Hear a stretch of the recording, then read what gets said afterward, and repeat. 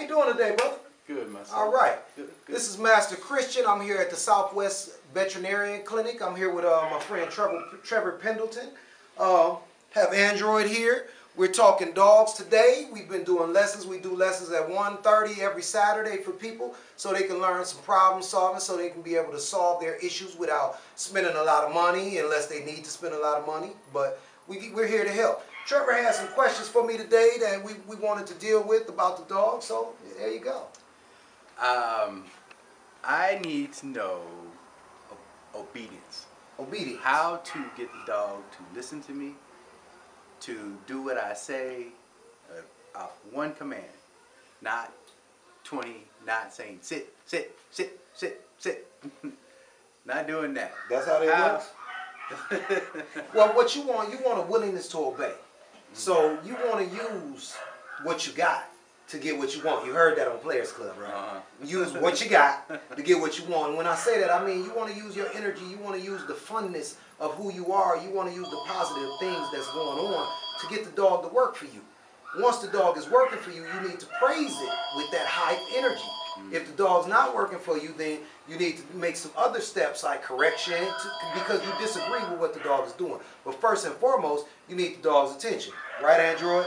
Once you can get some eye contact and anything, a lot of things are possible, but a lot of people are using their dogs and they're never getting any eye contact. The dog is in his own zone, the person's in their own zone, and it's not a relationship. When you have a relationship, different things happen, such as me calling the dog up on a jump or anything. The dog is part of what I got going on. So if you want the dog to be part of what you got going on, you have to be kind of animated about it.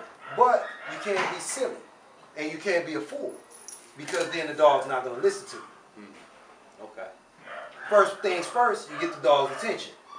And don't call the dog's name. I told you guys the dog's name in the beginning. You won't hear me call the dog's name again because that's not how I manufacture attention. I manufacture attention because I'm just so cool. Didn't they tell you I'm Master Christian? Yeah. Hey, so when I move, even though we're just standing still, you see the dog moves with me. It's real calm.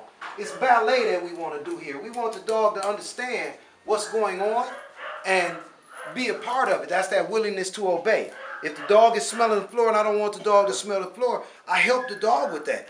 The dog's watching everything that's going on and everybody that's going on, and that's the obedience part. Now, the more obedience I get, the better the dog is for other things, such as if the dog is paying attention to me and other people, then the dog can defend me. Out. Then the dog can shut back off and we can keep it moving. So if we want to control what the dog's doing, first and foremost, sit. No sit. You see, she gave me attention, but then I had to follow that up with a no. Because that was like, hey, I told you to sit. Let me get that. Down. Sit. So I'm constantly in the dog's head about what I needed to do. When I slap my leg, that means heel. When I bring the leash around, that means come around me. This is a hand signal. No, that's a correction. That's the most you should have to do to get the dog's attention is a little bump. Now, sometimes corrections are a little harder because the dog needs to be on that page where you want it on.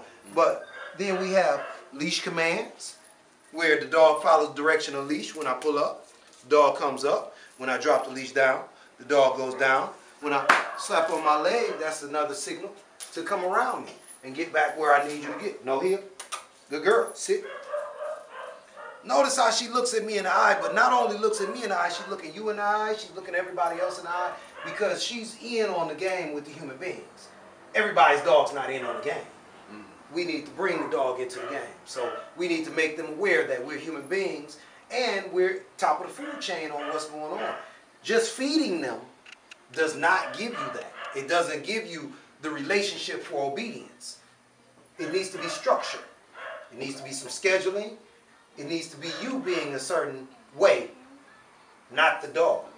So if you're right and you're able to handle the leash right and do these things correctly, then the dog's going to pay attention to you and you become the coolest man in the world. You think you that cool, Trevor? I think so.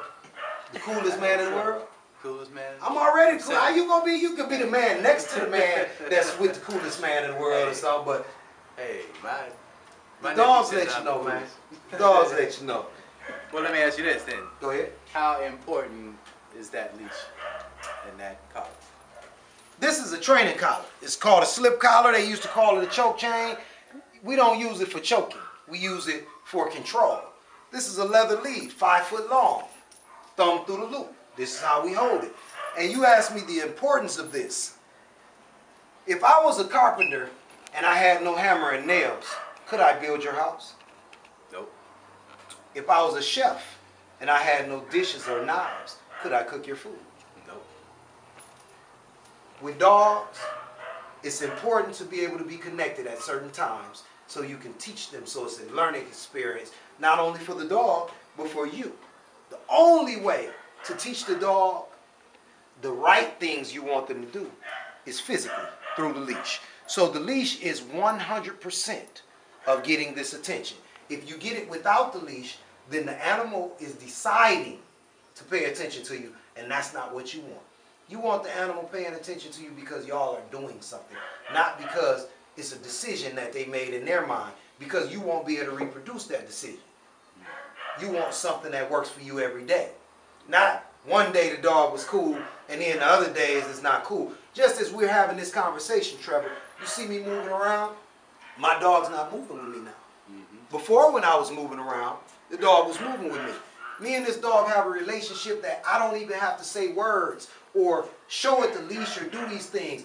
My body language tells the dog what I want.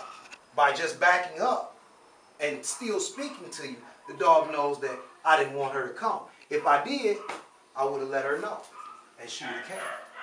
So that's the name of the game. No.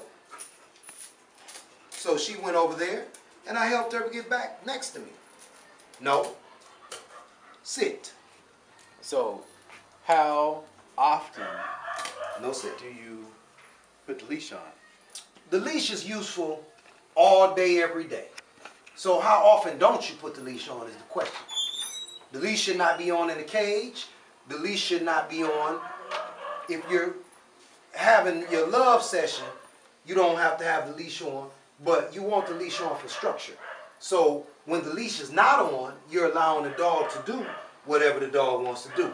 Just like you saw Android wander over there, I allow her to do that because I don't want a robot. I could have quickly brought her back. I let her have that a little bit and let her have her head. Then I brought her back to my side because this is where I want her. This is where she belongs right now. And I'm going to handle my leash correctly to make sure that this happens right for me. It doesn't matter what she's doing. It matters what I'm doing. And I'm part of what's going on. Okay. So are you part of what's going on in your dog's life, or are you an absentee landlord is the question. Do you just collect your rent? No. I'm half and No half. sit. Stay. Half and half? No. It's all or nothing. You're either good or bad. There's not a whole lot of in-betweens when we're dealing with animals. Because the animal can't measure if the glass is half empty or half full. The animal just knows it's water in the glass. So, it's been Trevor and Master Christian at the Southwest Veterinarian Clinic. And we're doing some cool things with the dog. I learned a lot. Come on back up here. Oh yeah, baby.